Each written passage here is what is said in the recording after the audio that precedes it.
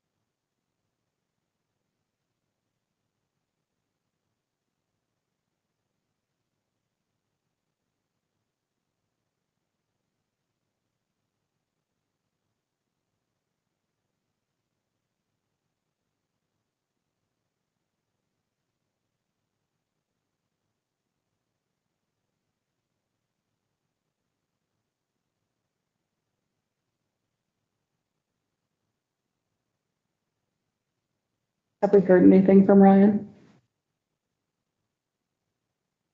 I'm checking right now.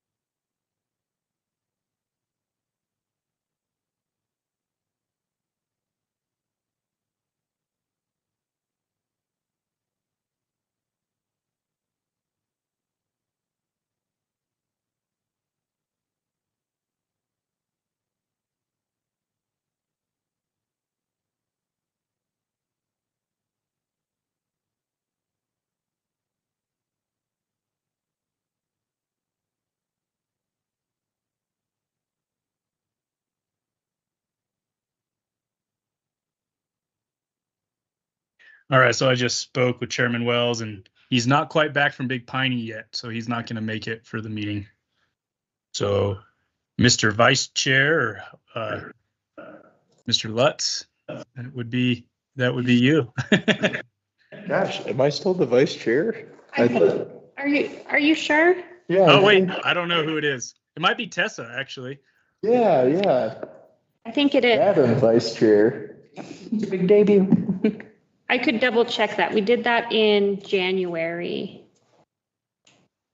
I'm pretty sure I've been relegated to just general issue commissioner.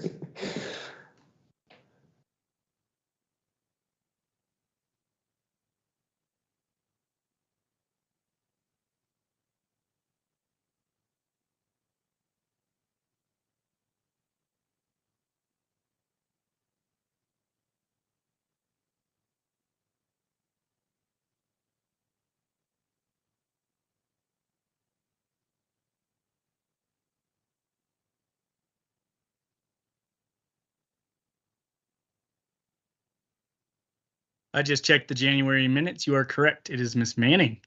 So Vice Chair Manning, this is yours. All right, well, I guess I will call the meeting to order at 5:04 PM, and we can all do the Pledge of Allegiance. Pledge allegiance to the flag of the United States of America and to the republic for which it stands, one nation, under God, indivisible, with liberty and justice for all. For routine matters, First, we Oh. need to make a motion to allow Monica to attend virtually. okay, do we have a motion to allow Monica to attend virtually? I move to permit Monica to attend remotely. Second? All right, all in favor? Aye. Aye. All opposed? Same sign.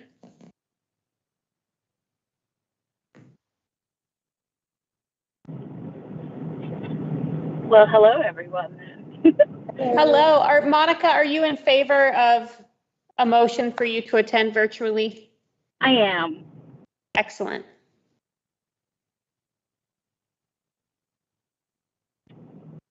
And then routine matters. If everyone has had a chance to look over the agenda, do we have any amendments or a motion for approval? I move to approve the agenda as presented. Second. Okay, we have a motion to approve the agenda. All in favor, please say aye. Aye. I. All right, that's unanimous. There are a couple extra eyes in the background. And the next routine matter would be approving the minutes of the July 7th meeting.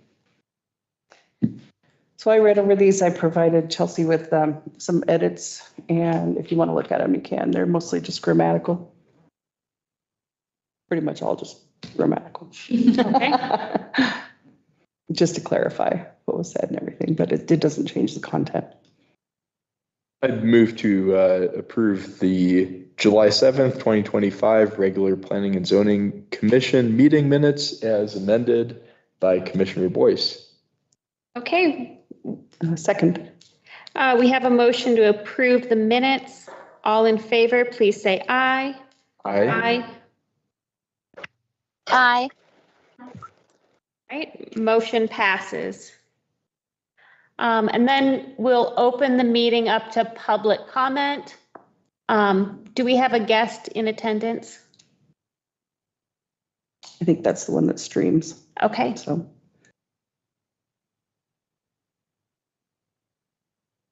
okay. Next, under new business, it seems that we have no new business tonight. As far as old business, we have a discussion regarding the planned use development. Does anyone have any comments on that? I know that's Commissioner Wells's baby, so we'll probably not get a lot done without him here tonight. I think last time he commented that we would wait until it wasn't summer when people had more time. So I'm fine with doing that. Okay.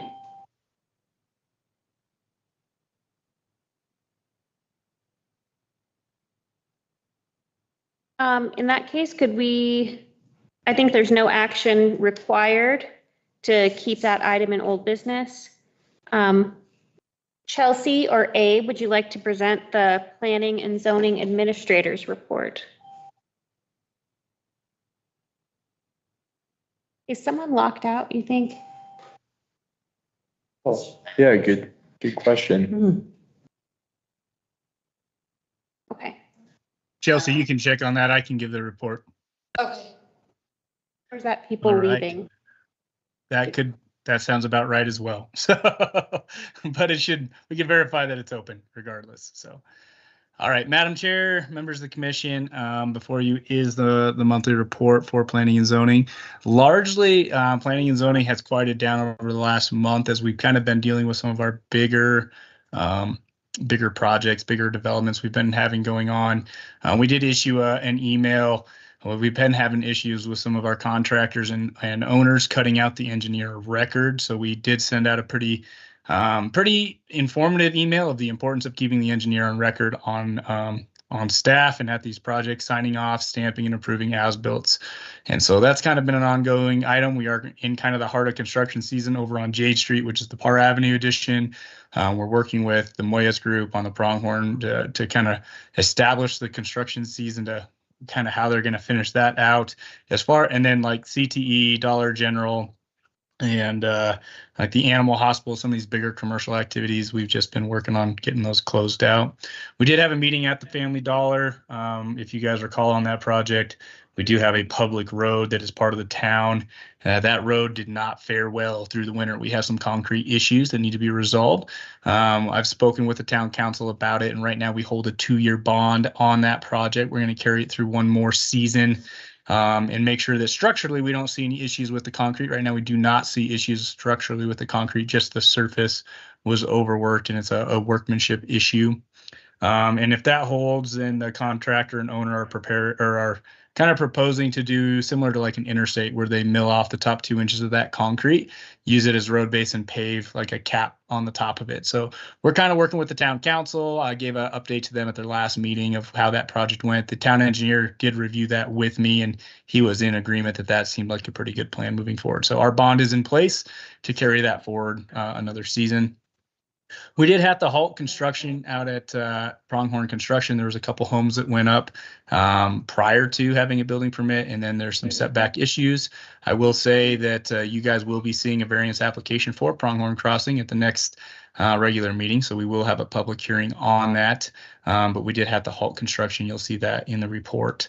That was done through the town attorney to make sure we were following all the laws and codes necessary for it. Additionally, the building permits have come in for those 6 plexes that have a variance approved on them.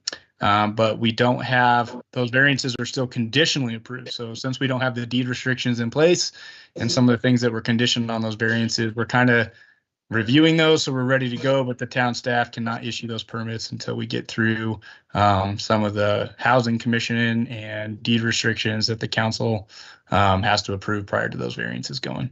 Other than that, I do suspect there's going to be another wave of construction probably starting in the next month or two, so it'll probably ramp back up. Chelsea's working hard to get the digital permitting through Granicus going. I think she uploaded everything last week, and I think we have a meeting tomorrow to kind of go over some more of the details of how that's going. So that's kind of the report for the month of August. Or I'm sorry, July. You guys have any questions? Yeah, Abe, will the variance application that we see, is that going to be for buildings that are already constructed? Yes and no. So what happened is they did start construction without a permit. Those have been issued a stop work order until this is resolved. When they turned in the building application, those buildings were set at a 5-foot side setback instead of 7. They were going off of an understanding of discussions early on in that project where we had discussed modifying the side setbacks. That was never reviewed or approved by you guys or reviewed and approved by the town council. And they started construction without a building permit. So they're dealing with the repercussions of that, but they're not just seeking a variance for the 3 structures that they started. They're seeking a variance on the entire subdivision, similar to the rear setbacks that they got and the front setbacks, to just try to orient the houses in a way that you have a smaller side yard on one side, a larger side yard on the other side, to allow someone to say park a boat or a camper on one side of their house instead of splitting it 7 and 7 and still maintaining a minimum 14 feet between building envelopes. So they're seeking the variance for the whole of the subdivision, but those 3 houses are contained within that. So yes and no to answer your question. Does that make sense? Yes, it does make sense. Maybe this is a little premature because it sounds like we'll fully hash it out in a month, but you know, as far as those buildings that are already built or partially built, is there, I guess, what would the remedy be if there's no variance? Are they going to have to tear them down or? So I mean, oh, sorry. yeah, because it seems like this, I won't prejudge it. I'll keep an open mind and see their submission. But certainly if they went off and built without a building permit, that seems very self-inflicted. But it also seems like a tremendous waste to be tearing down perfectly good buildings to, I don't know. Is there any other solution, or is that kind of Yes. what we're looking at, having to choose between? So we met with the developer at the time of once we found it. They had framed one of the houses. They had started to frame another, and they had the foundation done on the other. So they, but it hasn't gone vertical. So they're all kind of three in different stages when we found it. The three options, they really do have three options. Option one is you tear them down and start over. That's something that conforms with the building permit. Option two is a variance that they are seeking. And option three is to do a replat of the subdivision, moving lot lines a couple feet so that the setbacks actually align with where the houses are building. Because they own most of the lots, that would work on two of the three structures. One of the structures is it's located just north of a house that already sold to a different owner. So in order to do that plat, they would have to have that lot realignment, sorry. They would have to have that owner's permission as well as permission of the mortgagee. And so there's a little bit more of a process if they do it. I think it's lots 4 and 5. I think lot 4 sold to another individual, and lot 5 is the one where they have just the foundation built. There's no vertical construction done yet.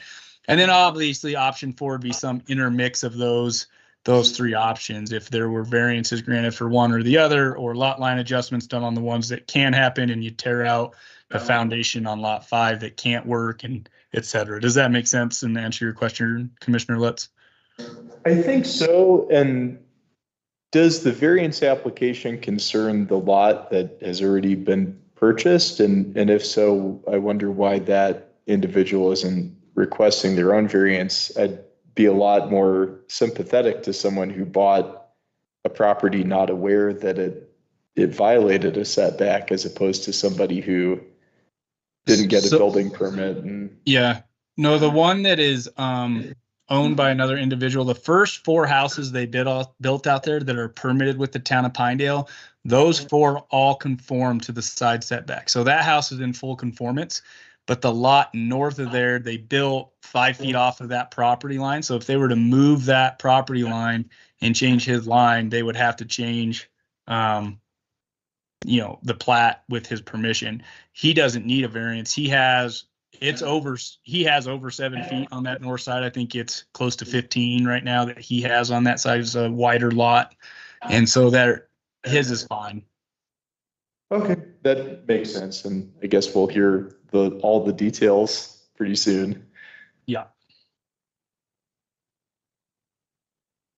I did get a call from a concerned citizen. I've talked to 2 people, actually. One kind of opposed to the variance a little bit, and another that is kind of a party of someone who is under contract for one of these houses. And they were just asking me questions of what's going on and what's the odds of approval, this and that, and like how long this timeline takes. And I just gave them the facts of how long the timeline takes. Obviously, we cannot do any other the town attorney has allowed us to halt construction until resolved, so that that investment does not increase on the site until this is resolved.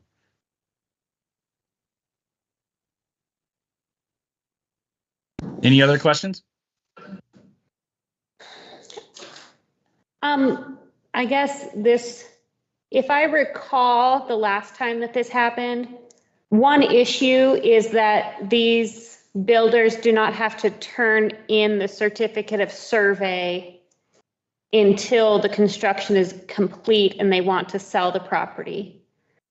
Correct? So does this highlight like another weakness in our code about when we require the certificate of survey for setbacks? I certainly believe that we do need to address that. However, this one is not a cause of that. This one was a cause of them building without a permit. Okay, thank you. Yeah. But the last one was. So.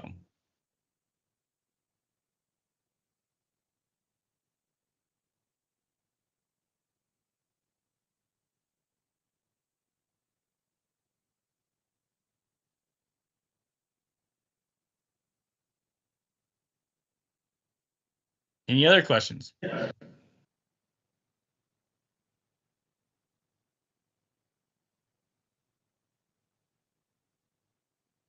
Okay. Well, Madam Chair, Great, it's all thank you. Yep. Thank you very much, Abe. I forgot it was me. Any comments from members of the commission?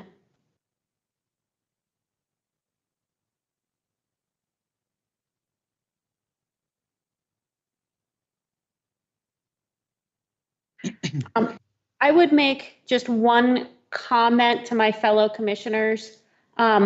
You might just go out and drive through Pronghorn Crossing, just to get your own sense of how the parking is working there.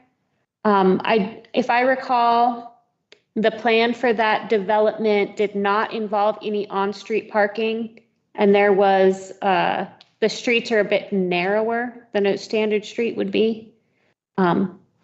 And when I have been out there, there has been a lot of on-street parking happening, and I foresee some problems with snow removal, definitely.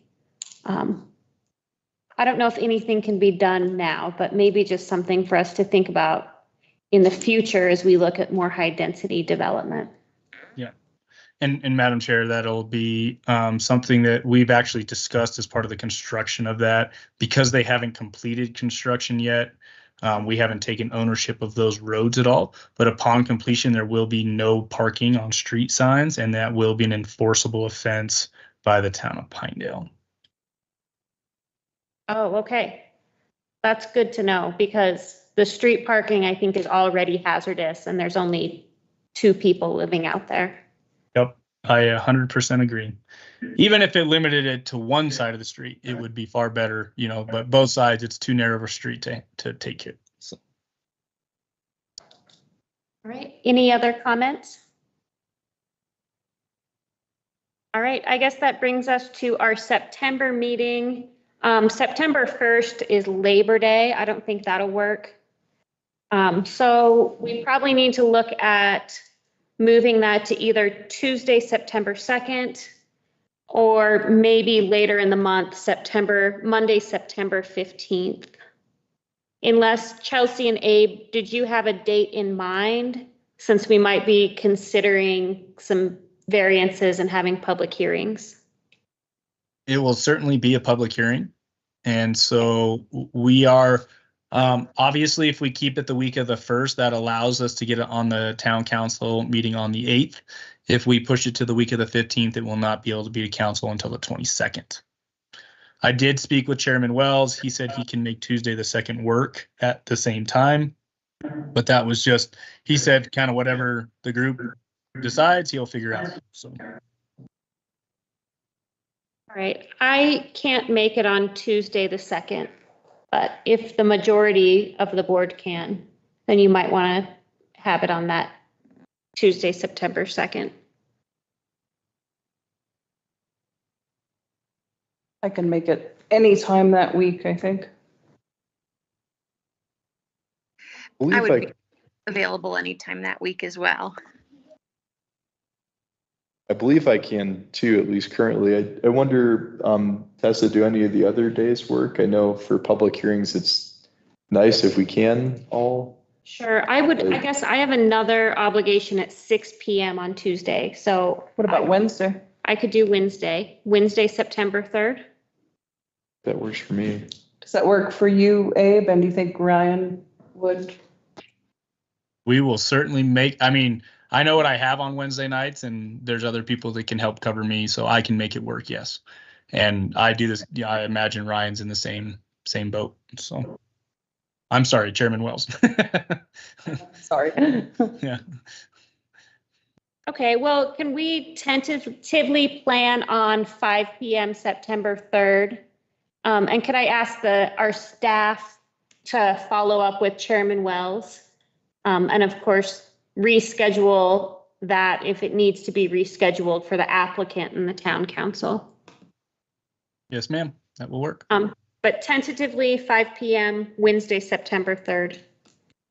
And I believe that's all we have. Do I need a motion to adjourn or can I just adjourn?